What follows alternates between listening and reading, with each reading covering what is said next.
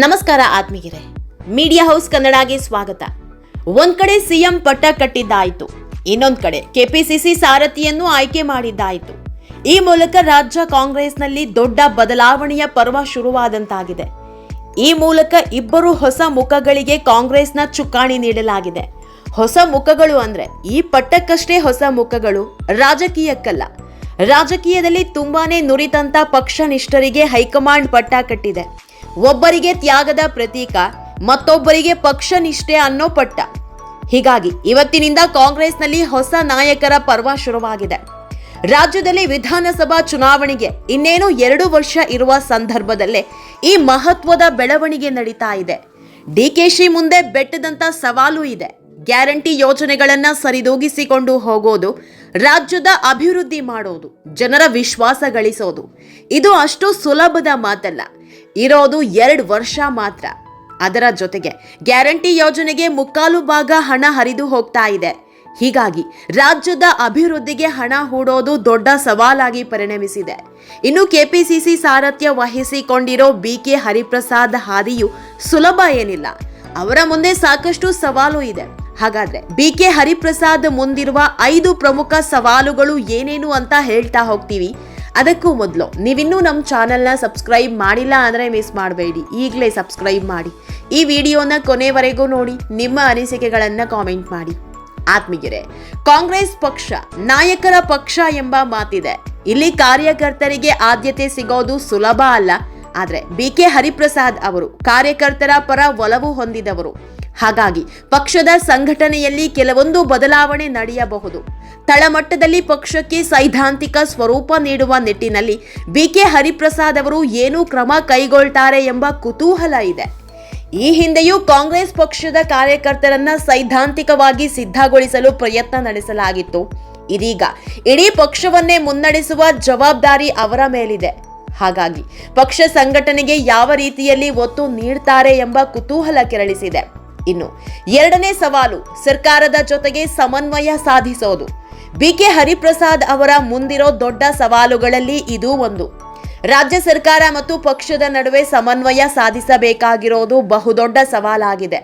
ಪಕ್ಷ ಒಂದು ದಿಕ್ಕು ಹಾಗೂ ಸರ್ಕಾರ ಒಂದು ದಿಕ್ಕು ಎಂಬಂತಾದ್ರೆ ಅದರಿಂದ ಕಾಂಗ್ರೆಸ್ಗೆ ಹಿನ್ನಡೆ ಆಗೋದು ಕಟ್ಟಿಟ್ಟ ಬುತ್ತಿ. ಹಾಗಾಗಿ ಪಕ್ಷ ಮತ್ತು ಸರ್ಕಾರದ ನಡುವೆ ಸಮನ್ವಯ ಸಾಧಿಸೋದು ಅತ್ಯಗತ್ಯ. ಸರ್ಕಾರದ ಕೆಲವು ನಿಲುವುಗಳ ಬಗ್ಗೆ ಜನಾಭಿಪ್ರಾಯ ರೂಪುಗೊಳ್ಳೋ ಸಂದರ್ಭದಲ್ಲಿ ಅದರಿಂದ ಪಕ್ಷಕ್ಕೆ ಆಗುವ ಹಾನಿಯ ಬಗ್ಗೆಯೂ ಎಚ್ಚರಿಕೆ ವಹಿಸಬೇಕಾಗುತ್ತೆ. ಈ ನಿಟ್ಟಿನಲ್ಲಿ ಯಾವುದೇ ಗೊಂದಲಕ್ಕೆ ಅವಕಾಶ ನೀಡದೆ ಮುಂದುವರಿಯಬೇಕು. ಇನ್ನು 3ನೇಯದ್ದು, ಆಂತರಿಕ ಭಿನ್ನಾಭಿಪ್ರಾಯದ ನಿರ್ವಹಣೆ. ಪಕ್ಷದಲ್ಲಿರುವ ಆಂತರಿಕ ಭಿನ್ನಾಭಿಪ್ರಾಯವನ್ನ ನಿರ್ವಹಣೆ ಮಾಡೋದು ಇದೀಗ ಬಹುದೊಡ್ಡ ಸವಾಲಾಗಿದೆ.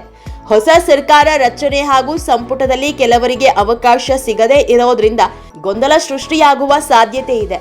ಈಗಾಗಲೇ ನಾಯಕತ್ವ ಬದಲಾವಣೆ ಪಕ್ಷದಲ್ಲಿ ಆಂತರಿಕವಾಗಿ ಗೊಂದಲಕ್ಕೆ ಕಾರಣ ಆಗಿದೆ. ಮುಂದಿನ ದಿನಗಳಲ್ಲಿ ಇದು ಮತ್ತಷ್ಟು ಬಹಿರಂಗಗೊಂಡು ಸ್ಫೋಟಗೊಳ್ಳುವ ಹಂತಕ್ಕೆ ತಲುಪಬಹುದು. ಇಂತಹ ಸಂದರ್ಭದಲ್ಲಿ ಇದನ್ನ ಸೂಕ್ಷ್ಮವಾಗಿ ನಿಭಾಯಿಸಬೇಕಾಗಿದೆ. ಯಾವುದೇ ಬಣ ರಾಜಕೀಯಕ್ಕೆ ಅವಕಾಶ ನೀಡದೆ ಪಕ್ಷ ಸಂಘಟನೆ ನಡೆಸಬೇಕಾಗಿದೆ. ಇದು ಬಿಕೆ ಮುಂದಿರುವ ಸವಾಲು. ಇನ್ನು 4ನೇಯದ್ದು, 2028ರ ಚುನಾವಣಾ ಸಿದ್ಧತೆ. ರಾಜ್ಯದಲ್ಲಿ ಕಾಂಗ್ರೆಸ್ ಸರ್ಕಾರ ಬಂದು 3 ವರ್ಷ ಪೂರೈಸಿದೆ. ಇನ್ನುಳಿದ 2 ವರ್ಷಗಳು ಕಾಂಗ್ರೆಸ್ ಪಾಲಿಗೆ ಬಹುದೊಡ್ಡ ಸವಾಲಾಗಿದೆ. ಕಾರಣ, 2028ಕ್ಕೆ ವಿಧಾನಸಭಾ ಚುನಾವಣೆ ಎದುರಾಗ್ತಾ ಇದೆ. ಚುನಾವಣೆಯನ್ನ ಎದುರಿಸುವ ನಿಟ್ಟಿನಲ್ಲಿ ಪಕ್ಷ ಸಜ್ಜಾಗಬೇಕಿದೆ. ಹೀಗಾಗಿ ಬಿಕೆ ಹರಿಪ್ರಸಾದ್ ಮೇಲೆ ದೊಡ್ಡ ಮಟ್ಟದ ಹೊಣೆಗಾರಿಕೆ ಇದೆ. ಇನ್ನುಳಿದ 2 ವರ್ಷಗಳಲ್ಲಿ ವಿರೋಧ ಪಕ್ಷಗಳು ರಾಜ್ಯ ಸರ್ಕಾರದ ವಿರುದ್ಧ ಸಾಲು ಹೋರಾಟ ನಡೆಸಲಿದೆ. ಸರಣಿ ಆರೋಪಗಳನ್ನ ಮಾಡಿ ಜನಾಭಿಪ್ರಾಯ ರೂಪಿಸುವ ಪ್ರಯತ್ನ ನಡೆಸಬೇಕಿದೆ. ಇದಕ್ಕೆ ಕಾಂಗ್ರೆಸ್ ಪಕ್ಷ ಕೂಡ ಸಜ್ಜಾಗಬೇಕು. ಅಲ್ಲದೆ ಪಕ್ಷವನ್ನ ಚುನಾವಣೆ ಎದುರಿಸಲು ಸಿದ್ಧಗೊಳಿಸಬೇಕು. ಅಲ್ಲದೆ ಪಕ್ಷವನ್ನ ಮತ್ತೊಮ್ಮೆ ಅಧಿಕಾರಕ್ಕೆ ತರುವ ನಿಟ್ಟಿನಲ್ಲೇ ಹೆಚ್ಚಿನ ಶ್ರಮ ಹಾಕಬೇಕು. ಇನ್ನು 5ನೇ ಸವಾಲು, ವಿರೋಧ ಪಕ್ಷಗಳನ್ನ ಎದುರಿಸೋದು. ರಾಜ್ಯದಲ್ಲಿ ಆಡಳಿತ ಪಕ್ಷದ ವಿರುದ್ಧ ಹೋರಾಟ ರೂಪಿಸಲು ವಿರೋಧ ಪಕ್ಷ ಸಜ್ಜಾಗಿದೆ. ಇದೇ ಸಂದರ್ಭದಲ್ಲಿ ಆರ್ಎಸ್ಎಸ್ ಹಾಗೂ ಬಿಜೆಪಿ ವಿರುದ್ಧ ಸೈದ್ಧಾಂತಿಕವಾಗಿ ಹೋರಾಟ ಮಾಡ್ತಾ ಬಂದಿರುವ ಬಿಕೆ ಹರಿಪ್ರಸಾದ್ ಅವರಿಗೆ ಕೆಪಿಸಿಸಿ ಚುಕ್ಕಾಣಿ ನೀಡಲಾಗಿದೆ. ಇಂತಹ ಸಂದರ್ಭದಲ್ಲಿ ಸರ್ಕಾರವನ್ನ ಸೈದ್ಧಾಂತಿಕವಾಗಿ ಎದುರಿಸದೆ ಕೇವಲ ಪಕ್ಷದ ವಿರುದ್ಧ ಸೈದ್ಧಾಂತಿಕ ಹೋರಾಟ ಮಾಡಲು ಬಿಜೆಪಿ ಪ್ಲಾನ್ ಮಾಡಿದಂತೆ ಕಾಣ್ತಾ ಇದೆ. ಒಂದು ವೇಳೆ ಇದೇ ರೀತಿ ಆದಲ್ಲಿ ಆಗ ಬಿಜೆಪಿ ಗುರಿ ಇರೋದು BK ಹರಿಪ್ರಸಾದ್ ಮೇಲೆ ಆಗುತ್ತೆ. ಇಂಥ ಸಂದರ್ಭದಲ್ಲಿ ಬಿಜೆಪಿ ಹಾಗೂ JDS ಆರೋಪ ಹಾಗೂ ಹೋರಾಟಗಳಿಗೆ ಸೂಕ್ತ ಪ್ರತ್ಯುತ್ತರ ನೀಡಬೇಕು. ಪಕ್ಷವನ್ನ ಸಮರ್ಥವಾಗಿ ಸಮರ್ಥಿಸಿಕೊಳ್ಳಬೇಕು. ಇದನ್ನ ಹರಿಪ್ರಸಾದ್ ಹೇಗೆ ನಿಭಾಯಿಸ್ತಾರೆ ಅನ್ನೋದು ಮಹತ್ವದ ಸಂಗತಿಯಾಗಿದೆ. ಹೀಗೆ BK ಹರಿಪ್ರಸಾದ್ ಮುಂದೆ ಸಾಲು ಸಾಲು ಸವಾಲು ಬಂದು ಕೂತಿದೆ. ಆತ್ಮೀಯರೇ, ಈ ಎಲ್ಲ ಬೆಳವಣಿಗೆ ಮಧ್ಯೆ ಇನ್ನೂ ಒಂದು ಸುದ್ದಿ ಹರಿದಾಡ್ತಾ ಇದೆ. ಅದೇನು ಅಂದ್ರೆ, ಬೆಳಗಾವಿಯ ಸಾಹುಕಾರ ಸತೀಶ್ ಜಾರಕಿಹೊಳಿಗೆ KPCC ಪಟ್ಟ ಕೈ ತಪ್ಪಿದ ಹೇಗೆ ಅನ್ನೋದು.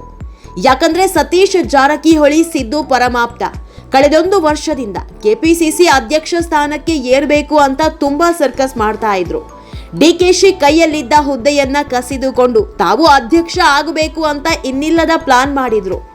ಈ ಕೊನೆ ಕ್ಷಣದವರೆಗೂ KPCC ಅಧ್ಯಕ್ಷ ತಾವೇ ಆಗಬೇಕು ಅಂತ ಪಟ್ಟು ಹಿಡಿದಿದ್ರು.